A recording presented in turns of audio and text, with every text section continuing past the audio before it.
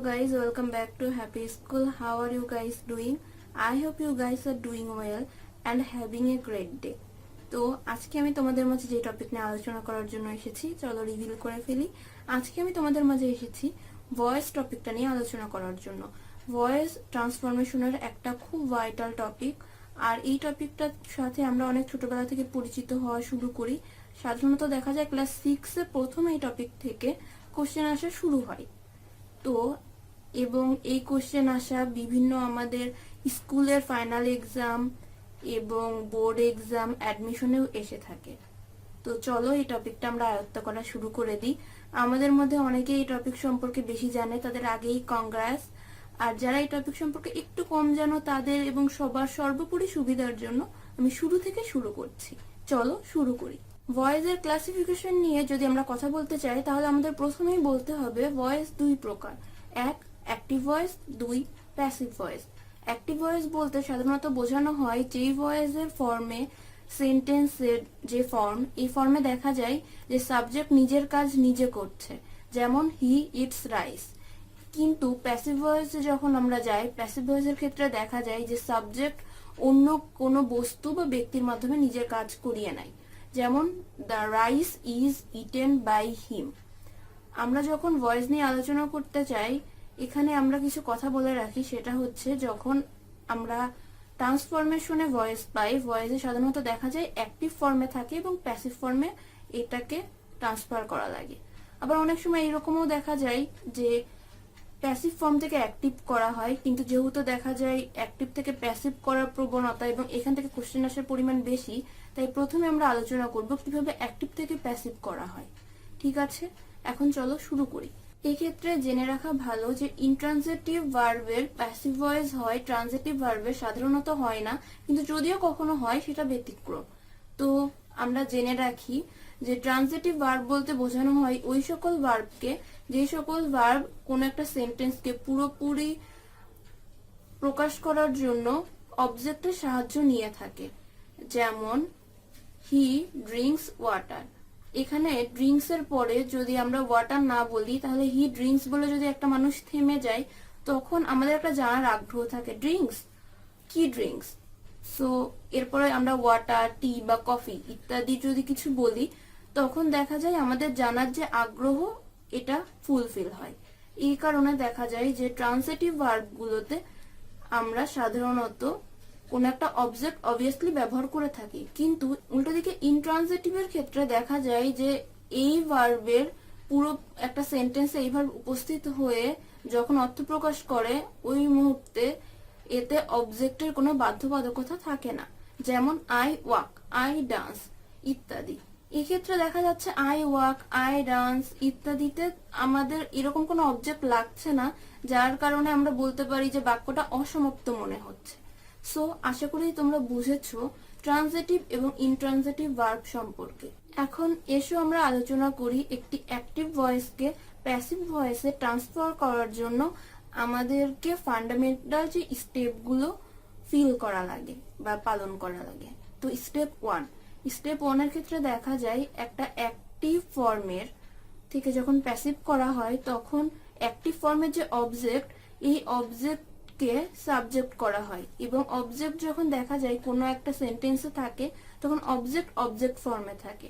কিন্তু অবজেক্ট থেকে যখন তাকে আমরা সাবজেক্ট করব, তাকে সাবজেক্ট ফর্মে রূপান্তরিত করতে হবে।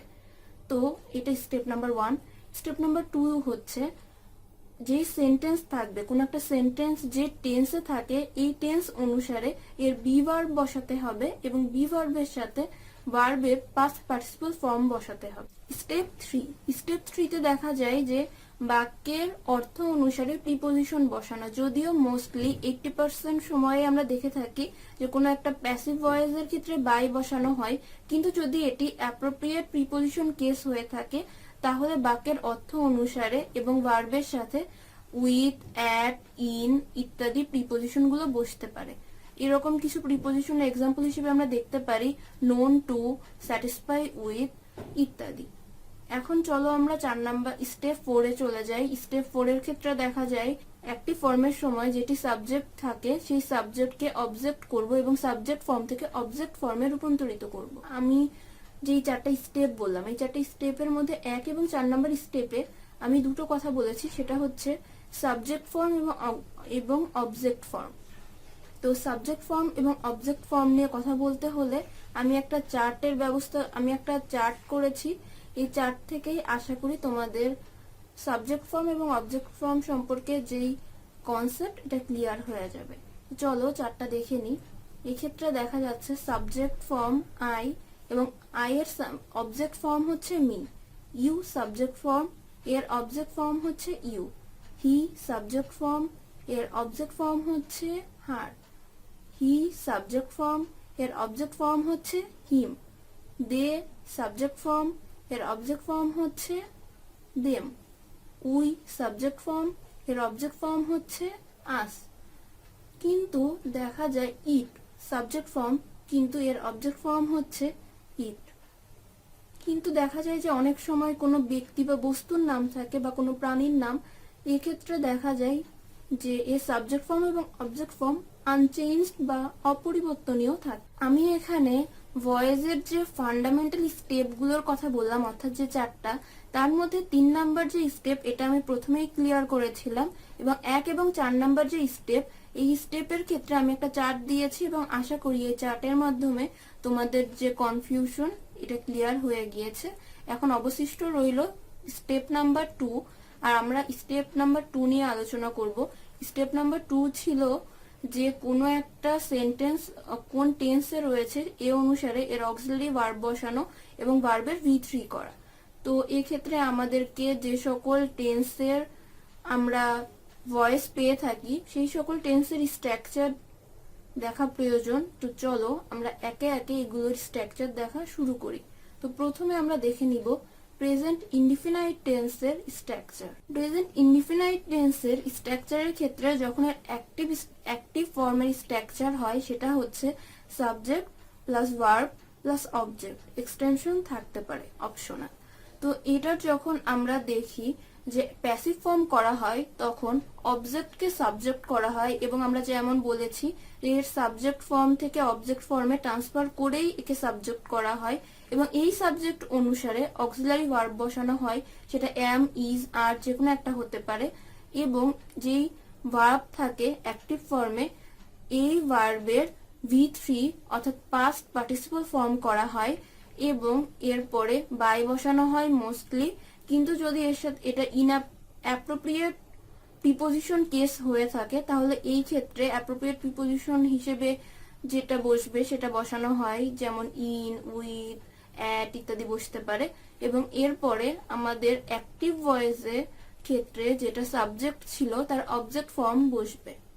চলো আমরা এটার একটা এক্সাম্পল দেখে নিই। এর একটা এক্সাম্পল হিসেবে আমরা দেখতে পারি হি ইটস ফিশ, এটা হচ্ছে অ্যাক্টিভ ফর্ম প্রেজেন্ট ইনডিফিনাইট টেন্সের। এর যখন এর প্যাসিভ ফর্ম করা হবে এক্ষেত্রে দেখা যায় যে fish is eaten by him.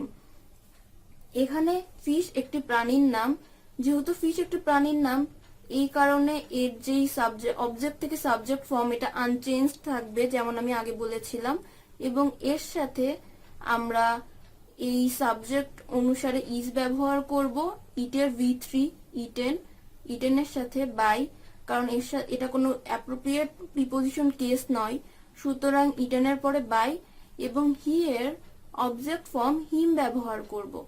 So answer will be fish is eaten by him.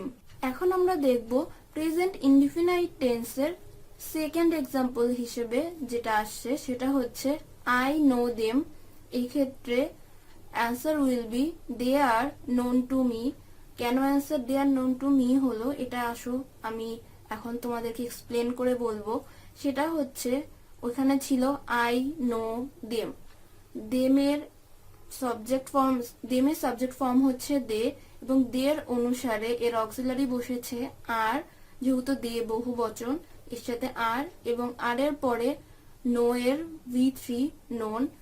Are known আমরা জানি যে নোন একটি অ্যাপ্রোপ্রিয়েট প্রিপোজিশন, এই কারণে নোনের সাথে টু বসানো হয়েছে এবং আই এর অবজেক্ট ফর্ম মি বসানো হয়েছে। So they are known to me. এখন আমরা আলোচনা করব পাস্ট ইনডিফিনাইট টেন্স নিয়ে। পাস্ট ইনডিফিনাইট টেন্সের অ্যাক্টিভ ফর্ম হচ্ছে subject plus V2 plus object, কিন্তু আমরা যখন এটার প্যাসিভ ফর্ম করব এক্ষেত্রে দেখা যায় যে সাবজেক্টের অবজেক্টের যে সাবজেক্ট ফর্ম এটি এসে এখানে সাবজেক্ট হবে এবং সেই অনুসারে ওয়াজ বা ওয়্যার বসবে, যেহেতু এটা পাস্ট ইনডিফিনাইট টেন্স। এরপরে ভার্বের V2 থেকে V3 অর্থাৎ পাস্ট পার্টিসিপল ফর্ম বসবে। এর সাথে যদি অ্যাপ্রোপ্রিয়েট প্রিপোজিশন কেস থাকে তাহলে অ্যাপ্রোপ্রিয়েট প্রিপোজিশন বা বাই বসবে এবং এরপরে অবজেক্ট হিসেবে বসবে অ্যাক্টিভ ফর্মে যে সাবজেক্ট ছিল তার অবজেক্ট ফর্ম। চলো এটার আমরা একটা এক্সাম্পল দেখে নিই। পাস্ট ইনডিফিনাইট টেন্সের এক্সাম্পল হিসেবে আমরা দেখতে পাচ্ছি আই এট মিট। এক্ষেত্রে আমরা আগের মতোই জানি যে সাবজেক্টকে অবজেক্ট করা এবং অবজেক্টকে সাবজেক্ট করা।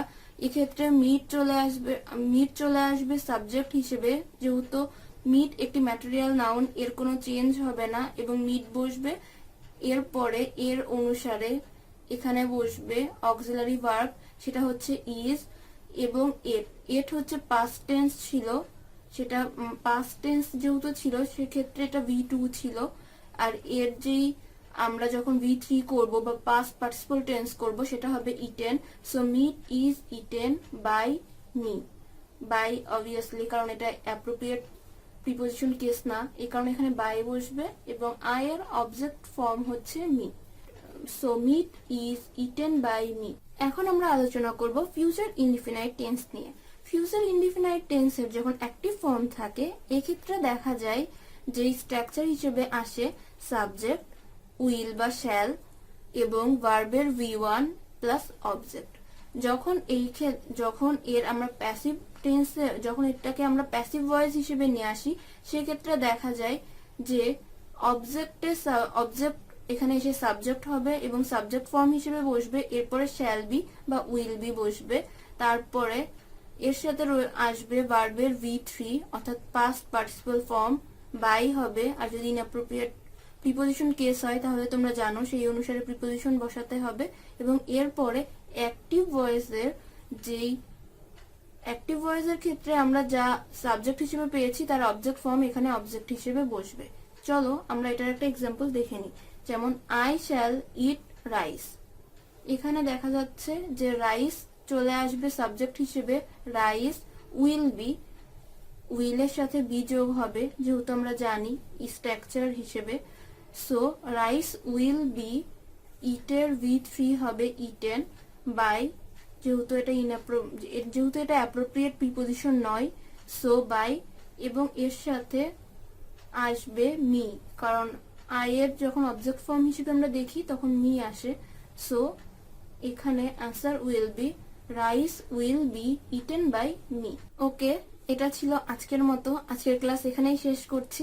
এর আগে আমি বলে রাখি, সেটা হচ্ছে আমি ভয়েস সিরিজ নিয়ে যে ক্লাস নিচ্ছি এটা তার ফার্স্ট ক্লাস ছিল এবং এর পরের ক্লাসে আমি বাকি যে সকল টেন্স রয়েছে এর অ্যাক্টিভ স্ট্রাকচার এবং প্যাসিভ স্ট্রাকচার সমেত এর একটা করে বা দুটো করে এক্সাম্পল তোমাদের দেখানোর চেষ্টা করব এবং ফ্যাক্টেটিভ অবজেক্ট এছাড়াও ইম্পারেটিভ সেন্টেন্স, ইন্ট্রোগেটিভ সেন্টেন্সের যে ভয়েস ট্রান্সফরমেশন এটাও আমি তোমাদেরকে দেখানোর চেষ্টা করব।